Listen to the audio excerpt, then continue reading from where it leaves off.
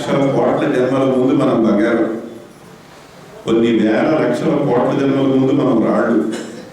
అయినప్పటికీ కూడా మన పాత జన్మల మీద రోజు ఇప్పటికీ మారిపోవట్లే. ఆ బంగారాన్ని ఆ రాళ్ళని తెచ్చుకుని మెడ తగిలించుకుంటున్నాం మనం కదా. విషయాలు తెలుసుకుని చూస్తే ఎంత సరదాగా ఉన్నాయి కదండి. తెలియకపోతే బంగారం అనేటిది అమ్మో బంగారం మనకన్నా గొప్పది అనేటటువంటి దృష్టిలో మనకు కనిపిస్తుంది. నిజం తెలుసుకుంటే ఆ జన్మ మనం ఆల్రెడీ ఎత్తి బంగారం కన్నా గొప్ప జన్మ ఎత్తు ఉన్నాయి. ఇప్పుడు బంగారం కన్నా ఎంతో గొప్ప జన్మ ఇది మానవ జన్మ అనేటటువంటిది. బంగారానికి ఎంత విలువ ఉందో దానికన్నా చెప్పలేనన్ని రెట్లు విలువైనటువంటి జన్మ మానవ జన్మ. మనకి తెలియకపోవడం వల్ల మనకన్నా అదే గొప్పదనుకుని దానికోసం గొంతులు నొలిపేసుకుని కత్తులతో పొడి చేసుకుని నానా విభత్సాలు చేసేస్తున్నాం కదండి. సో అది జరిగేది. అయితే ఇన్ని జన్మలు ఎత్తిన తర్వాత మానవ జన్మ వచ్చింది. మానవ జన్మ వచ్చిన తర్వాత తొలిసారిగా జంతు జన్మలన్నీ పూర్తి చేసి తొలిసారిగా మానవ జన్మ ఎత్తిన తర్వాత అక్కడ నుంచి 84 లక్షల మానవ జన్మలు ఎత్తవలసి ఉంది అని చెప్పారు బాబా. 84 లక్షల మానవ జన్మలు. ఈ 84 లక్షల మానవ జన్మలు కొన్నిసార్లు స్త్రీగా పుడతాం, కొన్నిసార్లు పురుషుడుగా పుడతాం, కొన్నిసార్లు బాగా డబ్బులున్న వాళ్ళలాగా పుడతాం, కొన్నిసార్లు డబ్బులు లేనటువంటి బీదవాళ్ళలాగా పుడతాం, కొన్నిసార్లు చూడముచ్చటగా అందంగా ఉండేలా పుడతాం, కొన్నిసార్లు అంత చూడముచ్చటగా లేనట్టుగా పుడతాం. ఒక జన్మలో పొడుగ్గా అమితాబ్ బచ్చన్ లాగా పుడతాం, ఇంకో జన్మలో పొట్టిగా చంద్రమోహన్ లాగా పుడతాం. కొన్ని జన్మల్లో లావుగా పుడతాం, కొన్ని జన్మల్లో సన్నగా పుడతాం. ఇలాగా ఈ 84 లక్షల జన్మల ప్రయాణంలో అనేక రకాల ఈ భౌతిక శరీరాన్ని మనం ధరిస్తూ వెళ్తాం. ఒకసారి ఈ అందమైనటువంటి శరీరాన్ని ధరిస్తాం, తర్వాత జన్మలో అందం లేనటువంటి శరీరాన్ని ధరిస్తాం, ఒకసారి ధనం ఉన్నటువంటి శరీరాన్ని ధరిస్తాం. చక్కగా అన్ని బంగారాలు చేతులకి మెడకి అన్నిటికీ వేలాడుతూ ఉంటాయి. తదుపరి జన్మలో ఆ శరీరాన్ని వదిలిపెట్టేసి డబ్బులు లేనటువంటి వేద శరీరాన్ని తీసుకుంటాం. ఈ విధంగా 84 లక్షల చొక్కాలు మార్చుకుంటూ వెళ్తాం. ఈ 84 లక్షల చొక్కాలు, అనేక రకాల చొక్కాలు, ఆడ చొక్కాలు, మగ చొక్కాలు, డబ్బులు చొక్కాలు, డబ్బులు లేని చొక్కాలు, అందమైన చొక్కాలు, అందం లేని చొక్కాలు, ఈ చొక్కాలు వేసుకున్న తర్వాత అప్పటికి తెలుస్తుంది మనకి, నేను నిజానికి ఆడదాన్ని కాదు, నేను నిజానికి మగవాడిని కాదు, నేను నిజానికి డబ్బులు ఉన్నవాడిని కాదు, డబ్బులు లేనివాడిని కాదు, నేను భగవంతుడను. నేను భగవంతుడనై ఉండి తెలియక ఇంతకాలము ఇన్ని రకాల జన్మలు పొందుతున్నటువంటి అనుభూతిని పొందాను అనేటటువంటి అనుభవం కలుగుతుంది. దాన్ని అహం బ్రహ్మ అస్మి, నేను భగవంతుడును అనేటువంటిది గమ్యం. ఆ అనుభవం ఎప్పుడైతే వస్తుందో అక్కడితోటి ఈ ప్రయాణం ఆగిపోతుంది. దాని తర్వాత ఇంకా ప్రయాణం అనేటటువంటిది లేదు. అంతవరకు మనం ఈ అనేక జన్మలు ఎదుగుతూ అనేక అనుభవాలు పొందవలసి ఉంది. ఈ అనుభవాలన్నీ కూడా మనకి ఆ స్థితి, ఆ ఉన్నతమైనటువంటి స్థితి, ఆ భగవంతుని స్థితి పొందడానికి ఉపయోగపడేటటువంటివి. ధనికులుగా పుట్టిన బీదవాళ్ళగా పుట్టినప్పటికీ కూడా ఆ బీదరికం యొక్క అనుభవం కూడా మనం నేను భగవంతుడిని అని తెలుసుకోవడానికి ఉపయోగపడేదే కానీ అది ఏదో పనికిరానిది ఏమీ కాదు. మనకేదో చేతకాక మన బీదవాళ్ళ పుట్టల. బీదవాడు ఇంతకు ముందు జన్మలో శుభ్రంగా డబ్బులు ఉన్నవాడే. డబ్బులు ఉంటే జీవితం ఎలా ఉంటుంది అనేది అనుభవించేసాడు, అనుభవం తెలిసిపోయింది వాడికి. ఇప్పుడు డబ్బులు లేకపోతే జీవితం ఎలా ఉంటుందనే అనుభవంలో కూడా తెలిసి ఉండాల్సి ఉంది. అందుచేత పేదవాడిగా పుట్టాడు కానీ వాడేదో తప్పు చేయడం వల్ల వాడు క్రమంగా వెళ్ళిపోవడం వల్ల ఏమీ కాదు. అలాగే అందంగా ఉంటే ఎలా ఉంటుంది జీవితం అనుభవించిన తర్వాత, అందంగా లేకపోతే ఎలా ఉంటుంది జీవితం. నలుగురు మనల్ని ఎంత ఆప్యాయతగా దగ్గరికి తీసుకుంటున్నారు అందంగా లేని వాడిని. అందంగా ఉన్నవాడిని ముద్దు పెట్టుకోవడం అనేది సహజం, గబుక్కులు అందరూ ముద్దు పెట్టుకుంటారు. మరి అందంగా లేని వాడిని మనం ముద్దు పెట్టుకుంటున్నాం. పిల్లలు అందంగా లేనప్పుడు ఆ అనుభవం కూడా వాళ్ళు పొందవలసి ఉంది. ఇలాగా వీటిని ద్వంద్వ అనుభవాలు అంటారు. ఒకదానికొకటి విరుద్ధంగా ఉంటాయి. ఈ ద్వంద్వ అనుభవాలని పొందిన తర్వాత భగవంతుని యొక్క స్థితి కలుగుతుంది. దానికోసం ప్రతి మానవ జీవితము కూడా ఆ భగవంతుని స్థితికి చేర్చేటటువంటిదే. ప్రతి మానవ జీవితం కూడా విలువైనటువంటిదే. వాళ్ళకి డబ్బులు ఉండొచ్చు, లేకపోవచ్చు, అందం ఉండొచ్చు, లేకపోవచ్చు, ఇల్లు ఉండొచ్చు, లేకపోవచ్చు. ప్రతి మానవ జీవితం కూడా విలువైనటువంటిదే. ఇటువంటి మానవ జీవన ప్రయాణంలో ఇప్పుడు మనకైతే మరణం లేదు, మరణిస్తున్నదల్లా మన యొక్క శరీరం మాత్రమే అని తెలుసుకున్నాం. మరి ఈ భౌతిక శరీరం మరణిస్తే అప్పుడు మళ్ళీ భౌతిక శరీరం పొందే లోపులో ఈ మధ్యలో ఏం జరుగుతుంది అనేది ఇప్పుడు తెలుసుకుంటాం మనం. ఏమండి?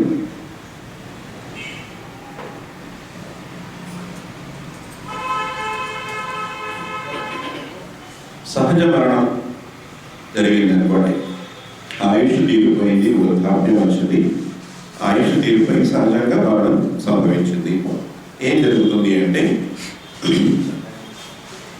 ఈ జన్మలో మనం చేసుకున్నటువంటి మంచి పనులు, చెడు పనులు లెక్కలు వేసుకుంటుంది.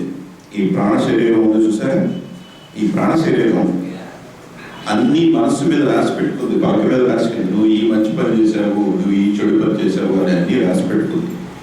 ఎప్పుడైతే మరణం సంభవిస్తుందో ఈ ప్రాణ శరీరం వెళ్ళి అవన్నీ చదివి ఎన్ని మంచి పనులు చేశావు, ఎన్ని చెడు పనులు చేశావు అనేటటువంటి లెక్క వేస్తుందని మొట్టమొదటి జరిగి అందులో ఏది ఎక్కువ ఉందో తెలుసుకుంటుంది.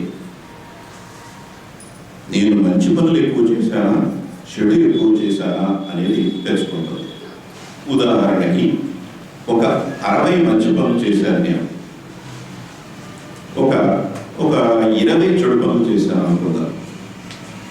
60 మంచి పనులు, 20 చెడు పనులు చేశాను. ఇప్పుడు మంచి పనులు ఎక్కువ ఉన్నాయా, చెడు పనులు ఎక్కువ ఉన్నాయా? మంచి పనులు ఎక్కువ ఉన్నాయి. ఒక 40 మంచి పనులు ఎక్కువ ఉన్నాయి కదండి. ఇది ప్రాణ శరీరం లెక్క కట్టి తెలుస్తుంది. తెలిసిన తర్వాత అప్పుడు ఈ ఎక్స్ట్రా ఉన్నటువంటి 40 మంచి పనుల్ని ఖర్చు పెట్టాలి. ఉద్దేశ్యం ఏమిటి అంటే మంచి చెడు సమానం అయిపోవాలి మళ్ళీ మనం కొత్త శరీరం తీసుకునేలోగా. ఇప్పుడు 40 మంచి పనులు ఎక్కువ ఉన్నాయి కనుక ఈ 40 మంచి పనుల్ని మళ్ళీ తిరిగి మనం అనుభవించేలాగా చేస్తుంది ప్రాణ శరీరం, మానసిక శరీరం రెండు కలిసి. అంటే మనం ఏ మంచి పనులు చేశామో ఈ శరీరంతో ఆ మంచి పనులన్నింటినీ కూడా శరీరం లేకుండా మరణం తర్వాత మళ్ళీ మనం అవన్నీ చేస్తాం. ఎవరికైనా ఒక 10 రూపాయలు దానం చేశామనుకోండి, ఆ తీసుకున్న వాళ్ళు ఎంతో కృతజ్ఞతతో చల్లగా ఉండ బాబు అని ఒక మాట అంటారు. మనకు ఆనందంగా ఉంటుంది కదండి. మంచి పని చేయడం వల్ల మనకు ఆనందం కలిగింది కదా. ఇదే మంచి పని మరణించిన తర్వాత కూడా మళ్ళీ మనం చేస్తాం. ఈ ఇచ్చినప్పుడు మనకి ఎంత ఆనందం కలిగిందో మళ్ళీ మరణించినప్పుడు ఈ మంచి పని రిపీట్ అయినప్పుడు ఇంత ఆనందం కన్నా అనేక వందల వేల రెట్లు ఆనందం కలుగుతుంది అని చెప్పారు బాబా. శరీరంతో ఉండగా మంచి పనులు చేసినప్పుడు ఎంత ఆనందం కలుగుతుందో మరణించిన తర్వాత అంతకన్నా అనేక వందల వేల రెట్లు ఆనందం కలుగుతుంది. సో ఈ 40 మంచి పనులను ఒక్కొక్కటి మనం చేసుకున్నప్పుడు శరీరం లేకుండా కలిగేటటువంటి ఆనందం, అది ఎంత ఆనందము అంటే చెప్పలేనంత ఆనందం కలుగుతుంది. ఈ ఆనంద అనుభవాన్ని స్వర్గం అంటాం మనం. అలాగే మనం చేసినటువంటి పనులు చెడు పనులు ఎక్కువగా ఉంటే కనుక ఎక్స్ట్రా చెడు పనులు ఎన్ని ఉన్నాయో ఆ చెడు పనులన్నీ మళ్ళీ శరీరం లేకుండా రిపీట్ అవుతాయి. శరీరం లేకుండా రిపీట్ అయ్యేటప్పుడు చెడు పని చేసినప్పుడు మనకి ఎటువంటి బాధ కలిగిందో అంతకన్నా అనేక వందల వేల రెట్లు బాధ మళ్ళీ ఒత్తిడి కలుగుతుంది. కష్టపడి సంపాదించుకోవడం ఎందుకు? బస్సు టికెట్స్ ఉంది, నెమ్మదిగా ఎవరి జేబులోనే పెట్టి పర్సు కొట్టేద్దాం, హాయిగా ఈ పూట గడిచిపోతుంది అనుకుని పర్సు లాక్కున్నాం. పర్సు లాక్కోగానే మన కాళ్ళు పట్టుకుని ఇంకొకటి లాగాడు, పటాపట 4 లెంకాయలు వేశారు. చెడు పని చేసాం, బాధ కలిగిందా లేదా? 4 తన్నారు. సో ఈ తన్నులు 4 ఇక్కడ తన్నితే, శరీరం ఉండగా 4 తన్నులు తన్నితే, శరీరం లేకుండా మరణించిన తర్వాత అవి 400,000 తన్నులు అవుతాయి. ఈ విధంగా చెడు పనులు చేస్తే వాటి యొక్క తీవ్రమైనటువంటి బాధని మనం అనుభవించి తీరవలసిందే, ఎక్కడికి తప్పించుకోవడానికి లేదు. పోలీసు వాళ్ళకి దొరకపోవచ్చు, మనం బాబాకి మాత్రం దొరికి తీరుతాం. ఈ అనుభవాన్ని నరకం అంటారు. స్వర్గము నరకము అనేటటువంటివి మనం సినిమాల్లో చూసేటటువంటి ప్రాంతాలు మాత్రం కాదు అని బాబా సుస్పష్టంగా తెలియజేశారు. స్వర్గం అనగానే రంభ, ఊర్వశి, ఇంద్రుడు, డ్యాన్సులు, మందు, అమృతం.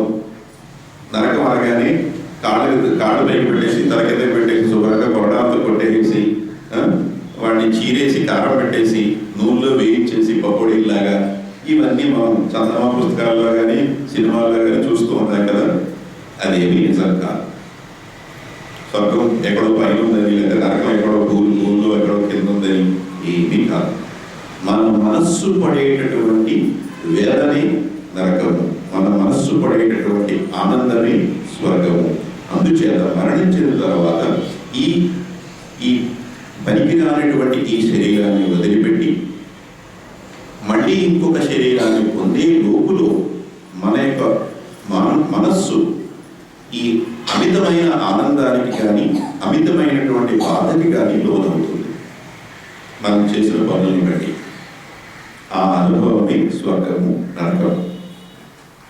ఆ లోనం వెళ్ళినప్పుడు ఈ ఎక్స్ట్రా ఉన్నటువంటి మంచి పనులు కానీ ఎక్స్ట్రా ఉన్నటువంటి చెడు పనులు కానీ ఖర్చు అయిపోతాయి. అప్పుడు మంచి పనుల సంఖ్య చెడు పనుల సంఖ్య సమానమైపోయింది. ఈ 50 కాస్త 20కి వచ్చేసింది. చెడు పనులు ఆల్రెడీ 20 ఉన్నాయి. 20 చెడు పనులు 20 మంచి పనులతో మిగిలాను. అప్పుడు కొత్త శరీరం వస్తుంది. అంటే మనకి ముద్దు పాపాయి పుట్టేటప్పటికీ ఆ పాపాయికి మంచి పనులు, మంచి సంస్కారాలు, చెడు పనుల వల్ల చెడు సంస్కారాలు సమాన సంఖ్యలో ఉంటాయి. పుట్టిన ప్రతి వాడికి కూడా మంచి చెడు సమానంగా ఉంటుంది.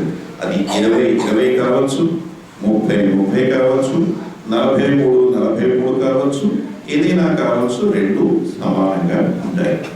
అందుచేత పుట్టిన పిల్లలకి అందుకనే వాళ్ళని అభం శుభం తెలియనటువంటి పిల్లలు అంటారు. వాళ్ళకి మంచి తెలియదు, చెడు తెలియదు. ఎదిగే క్రమంలో మళ్ళీ వాళ్ళు చేసే పనులను బట్టి, చుట్టుపక్కల వాతావరణాన్ని బట్టి, మనం పెంచే విధానాన్ని బట్టి, వాళ్ళు చేసే పనుల వల్ల ఈ మంచి చెడు యొక్క నంబర్లు మారి ఒకటి ఎక్కువ ఒకటి తక్కువ అవుతూ ఉంటాయి. సహజ మరణం సంభవించినప్పుడు ఈ స్వర్గం నరకం అనేటటువంటి అనుభవం ద్వారా ఎక్స్ట్రా ఉన్నటువంటి ఖర్చు పెట్టుకుని మళ్ళీ కొత్త శరీరాన్ని పొంది మళ్ళీ ముందుకు సాగడం అనేటువంటి జరుగుతుంది. ఇప్పుడు అసహజ మరణం జరిగింది. ఏం జరుగుతుంది? యాక్సిడెంట్ రూపేణా కానీ, యుద్ధంలో కానీ, హత్య రూపేణా కానీ, ఆత్మహత్య రూపేణా కానీ మరణం సంభవిస్తే ఏం జరుగుతుంది? సహజ మరణం విషయంలో బాబా ఏం చెప్పారంటే, మరణించిన తర్వాత సుమారు 3 రోజుల పాటు ఆ మరణించిన వ్యక్తి ఎక్కడైతే మరణించారో ఆ ప్రదేశాల్లోనే అక్కడే ఉండడం జరుగుతుంది. ఈ 3 రోజుల తర్వాత ఇంకా ఆ వ్యక్తికి ఆ చుట్టుపక్కల ప్రాంతాలకు కానీ తన కుటుంబీకులకు కానీ ఎలాంటి సంబంధము ఉండదు. ముందుకు వెళ్ళిపోయి స్వర్గం అనుభవం కానీ నరకం అనుభవం కానీ పొందడం జరుగుతుంది. పొంది మళ్ళీ అదే కుటుంబంలో పుడితే పుట్టచ్చు, లేదంటే అవసరాన్ని బట్టి వేరొకరు కుటుంబంలో పుడితే పుట్టచ్చు. అది మనకి తెలియదు కదండి, అవునా? ఇది సహజ మరణం జరిగితే జరిగేటటువంటి. అసహజ మరణంలో ప్రమాదవశాత్తు చనిపోతే, యాక్సిడెంట్లో కనుక చనిపోతే, యాక్సిడెంట్ జరుగుతూ ఉందనుకోండి, బ్రేకులు లేవు, ఏదో లారీ మన మీదకి వచ్చేస్తుంది. వాడికి చెప్పాం, ఉదయం నేను ఇక్కడ ఉన్నాను రా అని చెప్పి వద్దని చెప్పాం. పాపం వాడి బ్రేకులు లేవు, లారీకి వాడి మాత్రం ఏం చేస్తాడు, ఆగట్లేదు, వచ్చేస్తుంది. మనకు అర్థమైపోయింది ఇదేదో బ్రేకులు లేని లారీ, మనకు తప్పించుకోవడానికి దారి లేదు, అయిపోయాక అనేటటువంటిది తెలిసిపోయినప్పుడు మనసు విపరీతమైన షాకుకు లోనవుతుంది. వాడు వచ్చి ఉద్యోగులు, అయ్యో నాకు పిల్లలు ఉన్నారు, వీళ్ళందరూ ఏమైపోతారు, ఈ ఆందోళన, ఈ ఆవేదన అంతా ఒక్క సెకండ్లో మనకి ముందుకు మనసు కళ్ళ ముందు తిరిగి ఒక విపరీతమైనటువంటి షాక్కి లోనవడం అనేటువంటిది జరుగుతుందని చెప్పారు బాబా. అంటే మనకి భార్యాభర్తల మీద, పిల్లల మీద ఈ మిగిలిన అనేక కోరికలు ఉన్నాయి. ఈ కోరికలు ఇవి తీర్చుకోవాలి, అవి తీర్చుకోవాలి, అవి కొనుక్కోవాలి, ఇవి కొనుక్కోవాలి, ఇవన్నీ ఉన్నాయి కదా. ఈ తాపత్రయం అంతా ఉంది. అంటే ఈ ప్రపంచం మీద మనకి వ్యామోహం ఉంది, ప్రీతి ఉంది. అందుచేత ఈ మనస్సు అనేటువంటిది షాకులోయి సాధారణంగా 3 రోజుల్లో విడిచి ముందుకి వెళ్ళిపోయేటటువంటి ఈ ఆత్మ 3 రోజుల కన్నా ఎక్కువ కాలం పాటు ఆ చుట్టుపక్కలే ఉండడం అనేటువంటిది జరుగుతుంది అని చెప్పారు. అయితే 3 రోజుల కన్నా ఎక్కువ అన్నారు కదండి, ఎన్ని రోజులు అంటే అని అడగండి. అది ఆ మనిషి వ్యక్తి స్వభావాన్ని బట్టి, ఆ వ్యక్తికి ఈ లోకం మీద ఉన్నటువంటి తీపిని బట్టి ఉంటుంది. కాకపోతే కొంచెం ఆలస్యం అవుతుంది మళ్ళీ జన్మ రావడానికి. యుద్ధంలో కనుక చనిపోతే, ఒక మనిషి ఆర్మీలో రిక్రూట్ అయ్యాడు అనుకుందాం. రిక్రూట్ అయ్యేటప్పటికీ వాడికి చెడు లక్షణాలు ఇన్ని ఉన్నాయి, అనేక చెడు లక్షణాలు ఉన్నాయి, ఉత్తర విధవ. కాకపోతే వాడి శరీరం బాగుంది, రిక్రూట్మెంట్కి వెళ్ళాడు, రిక్రూట్మెంట్లో అన్ని పరుగు పెట్టడాలు ఇవన్నీ బాగా చేశాడు, జాబ్ ఇచ్చేశారు. వాడు చేసిన మంచి పనులు తక్కువ, చెడు పనులు ఎక్కువ. యుద్ధంలోకి వెళ్ళాడు, చనిపోయాడు. వీడు చెడు పనులు ఎక్కువ ఉన్నాయి కదండి. లెక్క ప్రకారం ఏం జరగాలి, మరణించిన తర్వాత స్వర్గానికి వెళ్ళాలా, నరకానికి వెళ్ళాలా?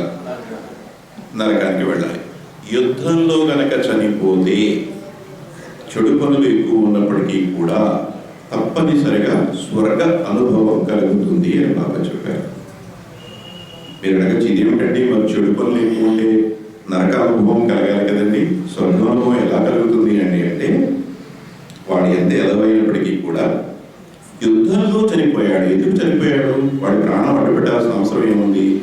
తన దేశవాసులందరినీ రక్షించాలనేటువంటి సదుద్దేశంతో చనిపోయాడు కనుక ఆ పని వల్ల వచ్చేటటువంటి మంచి ఈ చెడును దాటిపోయి అంత మంచి అవుతుందన్నమాట. ఎన్ని పనులు చేసినా అంతకన్నా ఎక్కువ మంచిది. తన దేశం కోసం ప్రాణాలను త్యాగం చేయడం అనేటువంటిది అంత గొప్ప పని. దానివల్ల ఈ అన్ని చెడుల కన్నా మించిన మంచి పని అయిపోతుంది. అది ఎక్కువగా ఉంది కనుక స్వర్గానికి వెళ్ళడం అనేటువంటిది జరుగుతుంది. ఇంకా ఎవరైనా హత్య కావించబడ్డారనుకోండి, ఎవరైనా హత్య కావించబడినప్పుడు కూడా ఎవరితోనో గొడవ పడ్డాం, చంపేస్తా నేను, ఏంటనుకుంటున్నావు, బెదిరించి చెప్పాడు, బెదిరించి ఏడ్చేళ్ళు చంపాడు మనల్ని అనుకున్నాం. చీకటి పడిన తర్వాత తలుపు కొట్టాడు, తలుపు తీసినప్పుడు వీడు. అప్పుడు దాకా వీడెక్కడ చంపుతాడు, ఊరికే కబుర్లే అనుకున్నాం. గుమ్మం దగ్గరికి వచ్చేటప్పటికి ఏమనిపిస్తుంది మనకి, ఊరుగాయను వీడిక్కడికి వచ్చాడంటే ఏం చేస్తాడో అనే కంగారు మొదలదు. అనేది ఏం రా పొద్దున్న ఏం రాదా నన్ను అనేది ఒకటి అయిపోయింది. ఈ ఏదో ప్లాన్ మీద వచ్చాడు, ఏ కత్తితో పొడుస్తాడు అనేది మనకు తెలిసిపోతుంది కదండి. తెలిసిపోయి యాక్సిడెంట్ విషయంలో ఏ విధంగా అయితే మనసు షాక్కు లోనవుతుందో, అలాగే హత్య విషయంలో కూడా మనసు విపరీతమైనటువంటి షాక్కి లోనవుతుంది. అప్పుడు ఆ మనిషికి ఈ మనిషి మీద పగ ప్రతీకారం మిగిలిపోయి ఉంటాయి. నన్ను చంపుతావట్రా, నిన్ను చంపేస్తాను అంటూనే విడిచిపోతాడు. ఆ నిన్ను చంపేయడం కోసం ఆ ఆత్మ మళ్ళీ జన్మ పొందకుండా ఎక్కువసేపు అక్కడక్కడే తచ్చాడటం జరుగుతుంది. 3 రోజుల కన్నా ఎక్కువ ఆలస్యం అవుతుంది. ఇది యాక్సిడెంట్లోనూ, యుద్ధంలోనూ, హత్యలోనూ జరిగేటటువంటి. ఇంకొక కేటగిరీ ఏమిటంటే, బ్రతకలేక, జీవించలేక, ఆధారం లేక, ఎటువంటి పరిస్థితి లేక, పని చేద్దామంటే పని దొరకడం లేదు, కష్టపడి పని చేద్దామంటే తినడానికి తిండి లేదు, ఆకలితో ఇంకా బ్రతకలేనటువంటి పరిస్థితుల్లో కనుక ఆత్మహత్య చేసుకొని చనిపోతే అటువంటి వాళ్ళకి సుమారు 3 రోజులు మాత్రమే అవుతుంది. అంటే అది సాధారణ సహజ మరణంతో సమానం. ఆ 3 రోజుల తర్వాత వాడు ముందుకు వెళ్ళిపోయి స్వర్గానుభవం కానీ నరకానుభవం కానీ పొందడం, కొత్త జన్మ ఎత్తడం జరిగిపోతుంది. ఇంకా 4వ కేటగిరీ ఏమిటంటే ఆత్మహత్య. ఆత్మహత్య జరిగినప్పుడు ఏం జరుగుతుంది అంటే ఈ ఆత్మహత్యలో సుమారు 4 రకాలు ఉన్నాయి. అన్ని ఆత్మహత్యలు చెడు కాదు. భగవంతునిలో లీనమైపోవాలని చెప్పి సాధు పుంగవులు, కొంతమంది బాగా భక్తులు, పరమ భక్తులు, ఇంకా ఈ జీవితం మీద నాకు ఎలాంటి ఆశ లేదు, నిన్ను విడిచి నేను ఉండలేను, నన్ను నీలో ఐక్యం చేసేసుకో అని చెప్పి అగ్నిలోకి దూకటం కానీ సముద్రంలో దూకటం ద్వారా కానీ ఈ శరీరాన్ని వదిలిపెట్టి భగవంతునిలో లీనమైపోయేటటువంటి ఉద్దేశంతో కొంతమంది ఆత్మహత్య చేసుకుంటారు. వాళ్ళకి ఆ భగవంతునిలో కలిసిపోవడం అనేటటువంటిది జరుగుతుంది. అయితే ఇదేదో బాగుంది కదండి, శుభ్రంగా చలిమంట వేసుకున్నట్టు మంట వేసుకుని మనం దూకేస్తే భగవంతుల్లో కలిసిపోతాం కదా అని వెలివేషాలు వేసాం అనుకోండి, శుభ్రంగా ఒళ్ళు కాలితే తీసుకెళ్ళి ఐసీయూలో పడేస్తారు మనం. అంతేగాని భగవంతుల్లో కలవడం అనేది జరిగే పని కాదు. అది మహామహా పరమభక్తులకి మాత్రమే జరుగుతుంది. అటువంటి పరమభక్తులను కూడా ఈ పని చేయొద్దు అని బాబా హెచ్చరించారు. మీకు సహజంగా భగవంతుని స్థితి వచ్చే వరకు వెయిట్ చేయండి, ఇలా చలిమంటలు వేయకండి అని చెప్పి వాళ్ళని కూడా హెచ్చరించారు బాబా. ఇది ఊరికే మనం తెలుసుకోవడం వరకు మాత్రమే, ఆచరించడానికి మాత్రం కాదు. ఏమండి, ఇంకా ఈ ఆత్మహత్య ఒక్కోసారి యుద్ధంలోనే ఆత్మహత్య జరిగింది అనుకోండి, యుద్ధంలోనే ఒక్కొక్కసారి ఆత్మహత్య చేసుకోవాల్సి వస్తుంది. అటువంటిప్పుడు ఇందాక చెప్పుకున్నట్టుగానే స్వర్గానుభవం కలుగుతుంది, తదుపరి జన్మ వస్తుంది. ఇంకా ఈ ఆత్మహత్యలన్నింటిలోకి బ్రతకలేక చనిపోతే అది 3 రోజులు మాత్రమే, తర్వాత ముందుకు వెళ్ళిపోతారు. తప్పించుకుందామనుకుని ఈ జీవితంలో ఉన్నటువంటి సమస్యని తప్పించుకుందామనుకుని ఆత్మహత్య చేసుకుంటే కనుక ఇది ఉన్న 4 రకాల ఆత్మహత్యల్లోకి అధమాధమైనటువంటి నీచమైనటువంటి ఆత్మహత్య. అప్పు నుంచి తప్పించుకుందామను, శిక్ష నుంచి తప్పించుకుందామను, ఇంకొకటో లేకపోతే పరీక్షల్లో అనుకున్న మార్కులు రాలేదను, అనుకున్న వాడితో పెళ్లి జరగలేదను, నేను ప్రేమించిన వాడు నన్ను ప్రేమించలేదు, నేను ఐ లవ్ యూ చెప్పాను వాడు నాకు ఐ లవ్ యూ చెప్పలేదను, లేకపోతే ఇంట్లో ఫోన్ వాడుకోనివ్వటం లేదు, ఫోన్ మీద ఆటలాడుకోనివ్వటం లేదు. ఈ మధ్య చీటికి మాటికి ఎవరు పడితే వాడు ఆత్మహత్యలు చేసుకుంటున్నారు కదండి పిల్లలు తెలియక. అటువంటి వాళ్ళందరూ ఈ నీచమైనటువంటి ఆత్మహత్య కోపంలోకి వస్తుంది. ఇప్పుడు ఈ కేటగిరీలో ఈ విధంగా చనిపోతే ఏం జరుగుతుంది అంటే తిరిగి మళ్ళీ ఈ 3 రోజుల వ్యవధి ఉంది కదండి సహజ మరణానికి. ఈ వ్యవధి ఈ ఆత్మహత్య విషయంలో ఎంత ఉంటుంది అంటే కొన్ని 100,000 సంవత్సరాలు ఉంటుంది అని చెప్పారు. కొన్ని 100,000 సంవత్సరాల వరకు మళ్ళీ వీళ్ళు స్వర్గానుభవం కానీ నరకానుభవం కానీ పొంది కొత్త శరీరాన్ని పొందడం అనేటటువంటిది జరగదు. అంతకాలం పాటు వీళ్ళు ఎదురు చూడాలి. ఎలా ఎదురు చూడాలి? వీళ్ళకు ఉన్నటువంటి కోరికలన్నీ తీర్చుకోవడం కోసం ఎవరో ఒకటి శరీరం మీద ఆధారపడి ఆ శరీరాన్ని ఆవహించి వీళ్ళ కోరికలు తీర్చుకోవాలి. అలాగా ఇప్పుడు మనకి సొంత వెహికల్ ఉందనుకోండి, 2 వీలర్ ఉందనుకోండి, 2 వీలర్ ఉంటే మనకి ఏ పని కావాలంటే పని చేసేసుకోవచ్చు. ఉదాహరణకి నిన్న చల్లపల్లి నుంచి ఇక్కడికి రావడానికి సుధాకర్ గారు బండి మీద వచ్చాం. బస్సులు కూడా ఉన్నాయి కదా, బస్సు కన్నా మన సొంత వెహికల్ ఉంటే మనం ఎప్పుడు కావాలంటే ఇప్పుడు బయలుదేరచ్చు, ఎంత వేగంగా కావాలంటే అంత వేగంగా వచ్చేయచ్చు, మన పనులన్నీ సక్రమంగా అవుతాయి.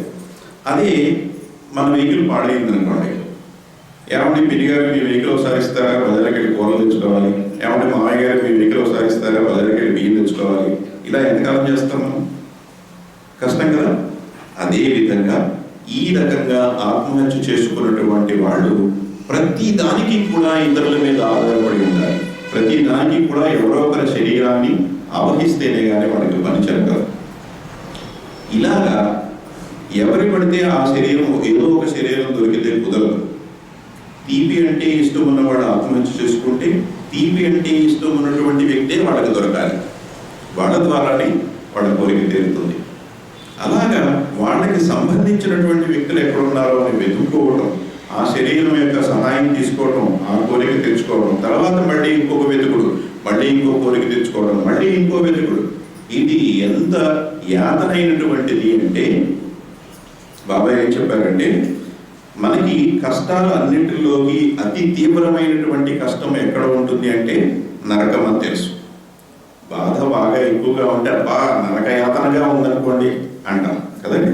నరకం అనేటటువంటిది అన్ని బాధల్లోకి చాలా ఎక్కువైనటువంటిది అనేది మనకు తెలుసు. బాబా ఏం చెప్పారంటే, ఇలాగ ఏదో ఒక విషయంలో తప్పించుకోవాలని అనుకున్న మార్పులు రాలేదనో, కావాలనుకున్న వాడు పెళ్లి చేసుకోలేదనో, తప్పించుకుందామని ఇదేదో షార్ట్ కట్ అనుకుని ఆత్మహత్య చేసుకునేటటువంటి వాళ్ళే ఈ వందల వేల సంవత్సరాల పాటు వీళ్ళు పడేటటువంటి బాధ నరక బాధ కన్నా హీనంగా ఉంటుంది అని చెప్పారు. నరకమే ఊహించలేనటువంటి బాధ అయితే ఆత్మహత్య చేసుకోవటం వల్ల ఇన్ని వందల వేల సంవత్సరాలు కూడా నరకం కన్నా ఎంతో భయంకరమైనటువంటి హీనమైనటువంటి బాధను అనుభవించవలసి ఉంది అని చెప్పారు బాబా. ఈరోజు న్యూస్ పేపర్లో చూస్తున్నాం, అనేక మంది చీటికి మాటికి ప్రతి చిన్న విషయానికి ఫ్యాన్ కూరే చేసుకోవడం, పురుగుల మందు తాగేయడం, అనేక రకాలుగా సెల్ ఫోన్ వాడుకోలేకపోతే చాలు, 2 రోజులు నువ్వు ఫోన్ వాడటానికి వీలేదంటే కూరే చేసుకుంటారు పిల్లలు. అది ఇదేదో సులువైన మార్గం అనుకుంటున్నారు. ఇది సులువైన మార్గం మాత్రం కాదు. ఆత్మహత్య అనేటువంటి భయంకరమైనటువంటిది. అంత బాధపడినప్పుడు కానీ వాళ్ళకి తెలియదు. పైగా ఏదైతే తప్పించుకుందామని ఆత్మహత్య చేసుకుంటున్నారో, ఉదాహరణకి ఒక మనిషి శుభ్రంగా జలసాగా ఖర్చు పెట్టేశాడు అప్పులు చేసేసి. ఏమండి, అప్పులాడు మీద పడ్డారు, ఇస్తావా చస్తావా, రేపొద్దున ఇవ్వకపోతే నీ సంగతి చూస్తానన్నాడు. ఇంకా ఇంతకాలం వదిలేవాడు, ఇంకా వదలరు అని అనుకున్నాడు. అనుకుని ఆత్మహత్య చేసేసుకున్నాడు.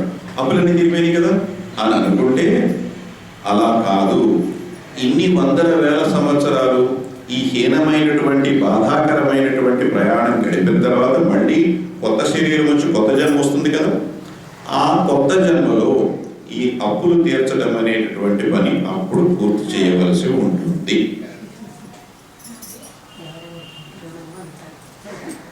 అప్పులు చేశాం కదా అని ఆత్మహత్య చేసుకుంటే అప్పులు ఎక్కడికి పోవు, మనతో పాటు నెక్స్ట్ జన్మలో రెడీగా ఉంటాయి. అందుచేత సారాంశం ఏమిటి అంటే, ఆత్మహత్య అనేటటువంటిది ఎప్పటికీ కూడా మార్గము కాదు. జీవితంలో ఎంత కష్టముగా ఉన్నప్పటికీ కూడా, ఎన్ని కష్టాలు మనం అనుభవించవలసినప్పటికీ కూడా ఇవి అనుభవించడమే మంచిది. కానీ ఆత్మహత్య చేసుకుంటే జీవించి ఉండగా మనం ఎన్ని కష్టాలు పడుతున్నామో అంతకన్నా ఊహించలేనంత బాధే దొరుకుతుంది. కానీ అందులో ఏమీ సుఖం అనేటటువంటిది లేదు. జీవితంలో అనేక రకాల కష్టాలు వస్తాయి. అన్ని కష్టాలు చెడు కాదు. అన్ని కష్టాలు చెడు కాదు. మనం కొని తెచ్చుకునే కష్టాలు మాత్రమే చెడు కష్టాలు. మనం పద్దు లేకుండా శుభ్రంగా తిని ఆరోగ్యాలు పాడు చేసుకుని హాస్పిటల్ చుట్టూ తిరుగుతాం చూసారా, ఇవి కొని తెచ్చుకున్నటువంటి కష్టాలు. అవి కాకుండా మిగిలిన కష్టాలన్నీ కూడా మనకి ఆధ్యాత్మికంగా మనకి మెరుగు పెట్టేటటువంటి కష్టాలే. వాటి వల్ల మనకి మంచి జరుగుతుంది. ఇబ్బంది ఉన్నప్పటికీ కూడా ఆధ్యాత్మికంగా మెరుగే జరుగుతుంది మనకి అని బాబా తెలియజేశారు. అందుచేత కష్టం అనేటువంటి ప్రతిదీ అది చెడు కాదు. కంసాలి దగ్గర బంగారం మెరుగు పెట్టాలంటే దాన్ని కొలుపులో పెట్టి ఊదితేనే కదండి మెరుగొస్తుంది. అదేవిధంగా మనకి కష్టాలు కూడా భగవంతుని స్థితి పొందడానికి అవసరమే. ఈ విషయాలన్నీ బాబా మనకి ఈ ప్రవచనం ద్వారా తెలియజేశారు.